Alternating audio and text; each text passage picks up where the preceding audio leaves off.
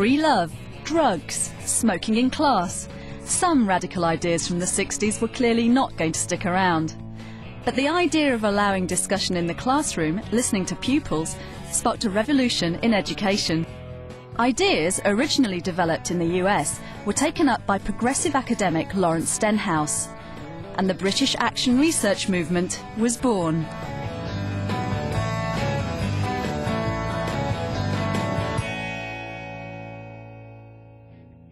I'm going to ask you a couple of questions.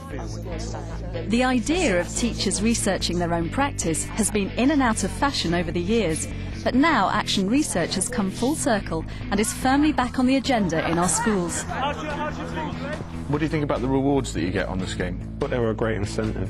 What's happened? Teachers are using the cycle of reflective research to bring about changes in their own practice, contributing to a growing autonomy of schools in shaping their curriculum. We've moved so quickly along, haven't we, Daniel, from using this pack?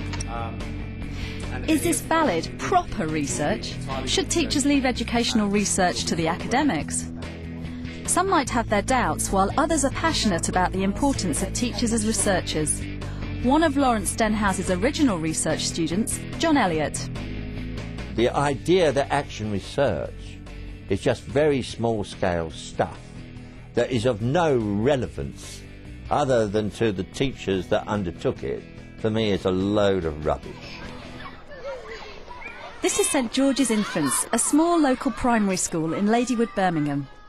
Through an action research project started 2 years ago, they've not only produced what they believe to be an effective resource for their own use within the school, but have reached all the primary schools in Birmingham, and there's a growing national interest in their project.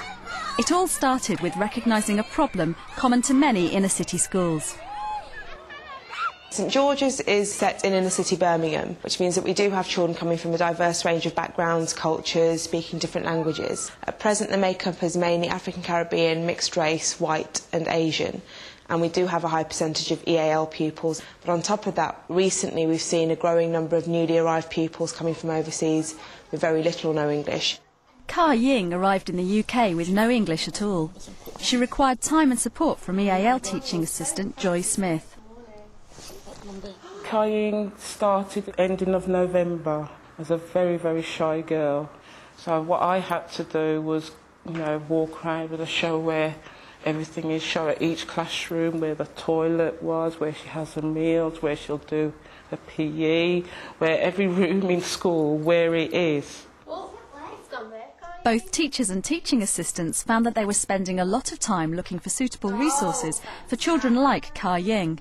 This prompted an action research project jointly undertaken by Joy and Pfizer. Because Joy was the EAL teaching assistant in school at the time, and she was the person who was being approached by all members of staff, was like, what should we do? We need some resources. We decided to do one-to-one interviews with these members of staff, just to see what staff were doing at the moment and what kind of realistic help or support they felt they needed to make it even better. If you couldn't communicate with a child, how would you go about it? Try the parent first, because sometimes the parents can speak little English. In the action research process, perhaps the most important part of it is developing your understanding of the situation in order to be able to act intelligently.